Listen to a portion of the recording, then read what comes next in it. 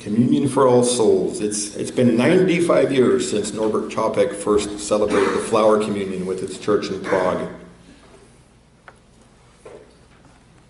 He intended it, as we do, to be a communion for all souls.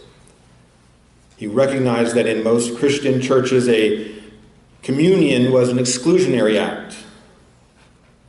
As odd as that may sound. Communion, community, common, union, communication. The coming together communion is a celebration of our union. Yet in many Christian settings, still today, it's reserved only for those that have followed the prescribed rituals or said the right words, and so excludes all others. Thus, instead of helping us recognize that we share in common, it divides us. It's us versus them. Perhaps not intentionally, to be sure, but in practice, that is the result. When I was in seminary, it was a Methodist school that included students from any number of religious traditions: Episcopal, Lutheran, United Church of Christ, Metropolitan Community Church, and just to name a few of the Christian traditions besides Muslims and Jews, and of course Unitarian Universalists, several of us there who identified as pagan, agnostic, and humanist, etc., etc. So as you can imagine, every week, this being a Christian seminary, there was a chapel service there on campus. And while not mandatory, it was an important part of community life on campus. And I went there when I could, when I was on campus and was able to go. I always went to support a friend. I even participated in a few of the services. And most services included the giving and receiving of communion.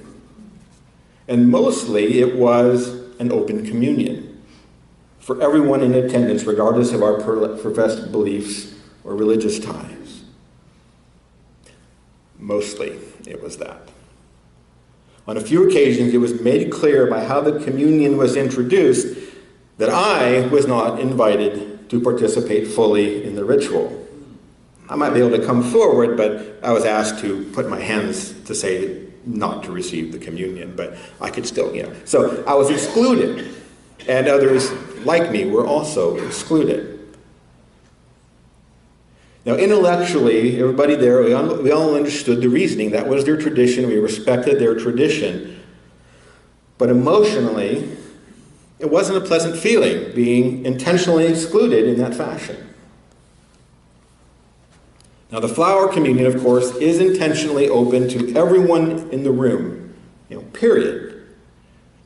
And through this ritual, we are making a theological statement, and we rightfully hold this 95-year-old ritual as evidence of our inclusion and our diversity.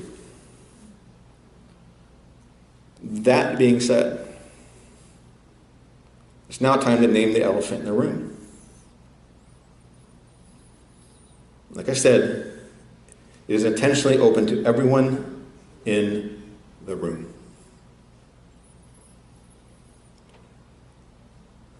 So if we want our celebration of inclusion and diversity to be a true expression of who we are and what we do, shouldn't we now be looking around the room and naming those people who are not here? Who is not here? Who is noticeably absent from this room, from Unitarian Universalism in general? Go ahead. Let's name them. Who's not here? Look around.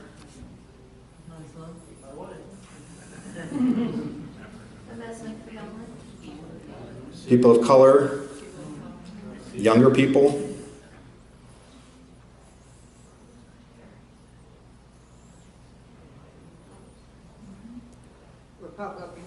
Republicans.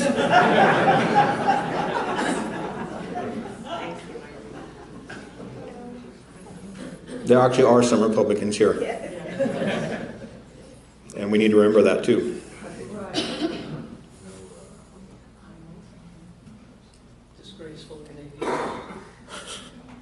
All evidence shows that our expressed values are not unique to white people of a certain age. Far from it. Yet here we are. Here we are. I believe if we fully lived our values as a religious institution, our demographics would closely match that of the communities in which we live, and nationally our demographics would mirror the national average. Distribution. This is a distribution of U.S. population by race, ethnicity. That the big one is white, non-Hispanic. Then Hispanic and Black, non-Hispanic. So you can see that. This was as of 2010. I think it's within 30 years. It's going to be. The white's going to be less than half of the U.S. population. So that's one demographic. This is another. To the right of that bold line, the red line, that's over 60. To the left is under 18, and then everything else in that middle.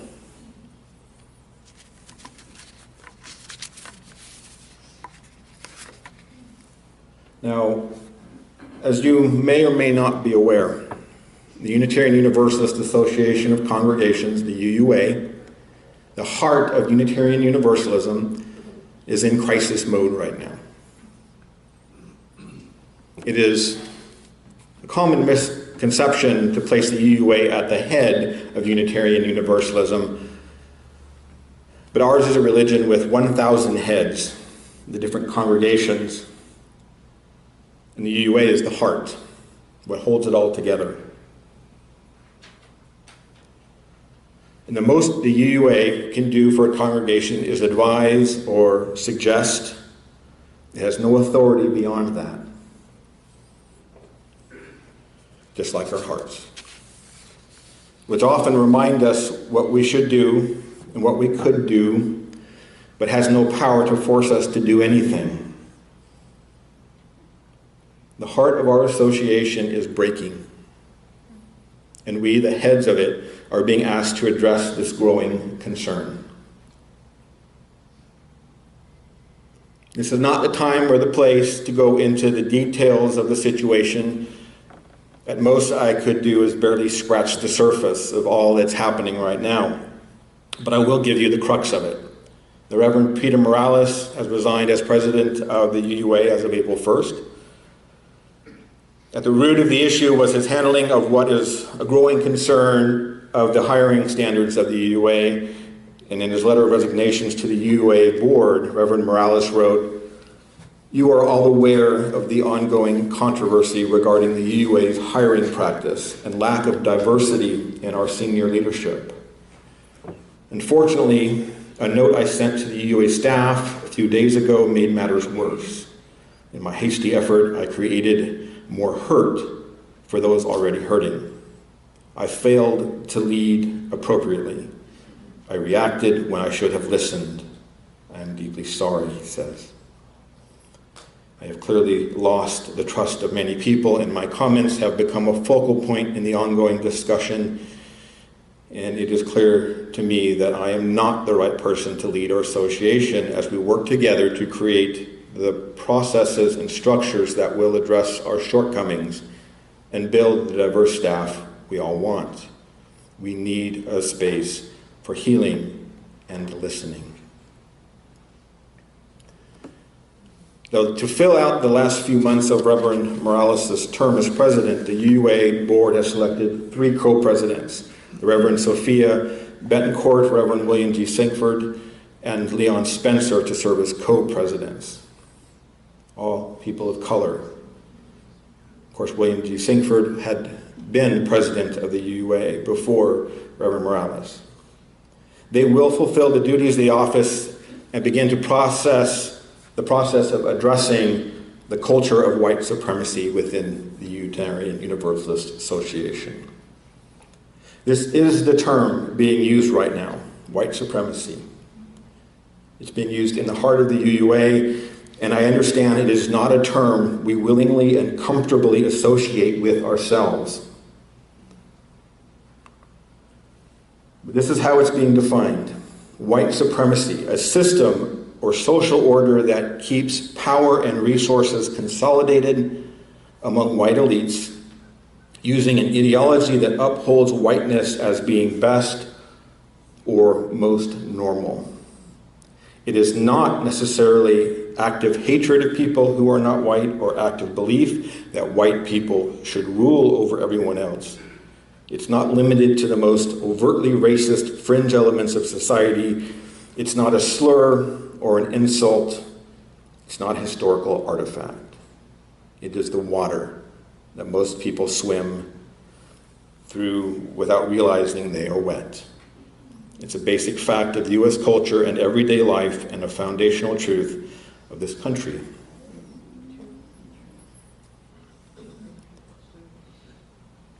Now, because I can't say it any better, I want to share these words from the Reverend Ashley Horan about what's going on. She writes, "The current crisis in Unitarian Universalism is nothing new, but it is loud and undeniable right now because brilliant POCI." Now, so POCI, all the terms I'm going to in this are up here. Because brilliant POCI within our faith who have stuck around despite the white supremacist culture that is in the marrow of the bones of our tradition and its structures, they have been organizing. It is absolutely no coincidence that the hiring controversy, which so many folks have come forward and talked about as a generations-old pattern in our UUA and our congregations. It's no surprise that it came to light in this time right after the Black Lives of UU convening in New Orleans. And during Finding Our Way Home, these gatherings and the massive organizing power behind them that made them possible, including the organizing that led to the commitment of the UUA Board of Trustees to give Blue $5.2 million, is both what allows the voices of folks of color to be amplified and heard on a national scale, and what is making the white power structure and all of those who benefit from it, directly and indirectly, so uncomfortable and skittish and fragile. That's what's going on. Now, I don't ask you to agree with this assessment, but I do ask you to suspend your disagreement with it. Most of us are accustomed to listening from a place of authority. That is, we listen not to understand, but to respond. I'm guilty of this as anybody. After all, I'm a middle-aged white male preacher. If I could add rich and famous to that list, I would be, by default, be in the upper echelon of American power, whether I liked it or not. And I don't like it, not in the least. The mostly white power structure of the UUA has proven unable to address white supremacy in our organization. So now it's our time to sit down, shut up, and listen. All of us, we need to listen. We need to hear the pain of our fellow Unitarian Universalists, to hear their stories, their struggles, and their concerns. Let us listen not so that we can fix their problem, but to share in that pain and so be changed by it. What I hear from many of the white leadership is not promising. While more rules or more mindful attempt to follow existing rules may or may not promote the sought-after diversity, I can't help but wonder if this is a short-term answer to our long-term problem. Perhaps the problem isn't so superficial as the rules we agree to follow, and the solution not as easy as we wish to believe. Our word solution has many meanings. The first of which is an answer to a problem. But down that list of meanings, we find the more scientific definition. By following the science march, this is very appropriate. So that is, a scientific definition of a solution is a mixture in which the minor component, the solute, is uniformly distributed within the major component, or the solvent. Now it occurs to me that this is the more fitting definition in this case, metaphorically speaking, of course. Metaphorically, it speaks to the natural limitations of Unitarian Universalism, where we tend to emphasize the solute, the minor component, also known as the individual. We like to make it about ourselves. And we do this over the solvent while ignoring the solution, the divine, almost completely. Perhaps what is needed now is a transformational response. One in which we let the solvent that binds us together break down the barriers that isolate us so that we become the solution. Now we can name that solvent love. We can name it Christ or Buddha, Goddess, beloved community, name it what you will. And we can name the resulting solution the web of life. We can name it divinity, the ground of being. We can name it the Tao. But whatever we call it, the word will always fall short. No word can fully encapsulate the infinite, the mystical unity of existence of which we are all a part. Are we ready for this debate? Are we ready to recognize that we can't solve our problems from the same level of thinking that created them? Are we ready to move beyond affirming and promoting our principles and commit to them wholly, completely, and dare I say, religiously? So when Emerson wrote that we should be cautious about what we worship because it is what we are becoming, he recognized that our thoughts shape our actions, and our actions shape us. And together we give shape to what will arise in the future. This is also a recognition that what is happening today didn't just appear out of the blue. What is happening today is a natural consequence of previous actions. What is going on today is a consequence of what we have been doing for the past few centuries. And we can say the same thing about what's going on in the country as well. And how we respond to it, how we respond now, will shape what is possible in the future. So if we say we want to be a multicultural and multiracial faith, then we must go beyond saying it and start acting like it. It's time for Unitarian Universalists to be the change. It's time for our movement to be the change it wishes to be in the world. And if that makes some of us a little uncomfortable, if it challenges us, then perhaps that is a sign that we are approaching the truth. Because the truth is rarely something we want to hear. And it's generally not too reassuring. It isn't telling us what we want to hear. The truth is telling us what we need to hear.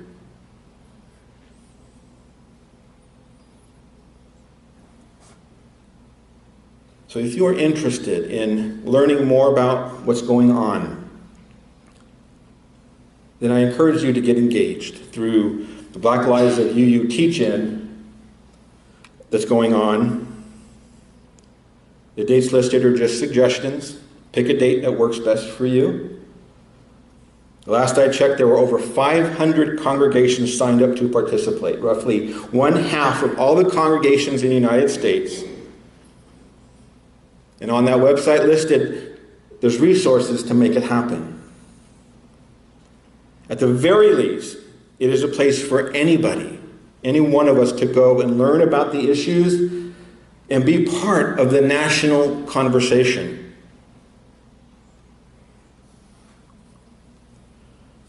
As I said, I have barely scratched the surface of the issues, let alone historical background of a similar controversy nearly 50 years ago. We're repeating the cycles. So if we truly wish our congregations to be communities for all souls, if you wish to have a communion for all souls, then it's time to listen, a time to recognize that the problems we face as a religious movement are beyond the superficial tweaking of policies and practices. This is an issue that speaks to the core of who we are and what we do. And it is the job of every white person in our movement to shut up and listen to those who are in pain. Just listen and not react, not try to fix, but to listen. It may mean some discomfort. It may mean considerable discomfort. But that discomfort is a small price to pay so that others can feel truly safe within these walls. Because that's what I'm hearing. And I'm reading is that people of color don't feel safe, even within Unitarian Universalist walls. They don't feel heard. And that hurts me.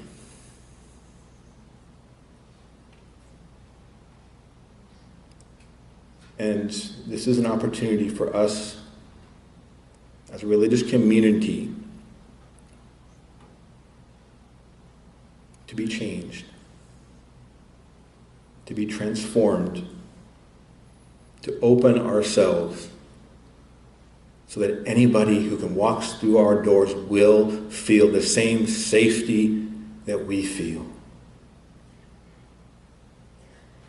And when we can do that, then this will truly be a communion for all souls. So be it. Amen. And blessed be.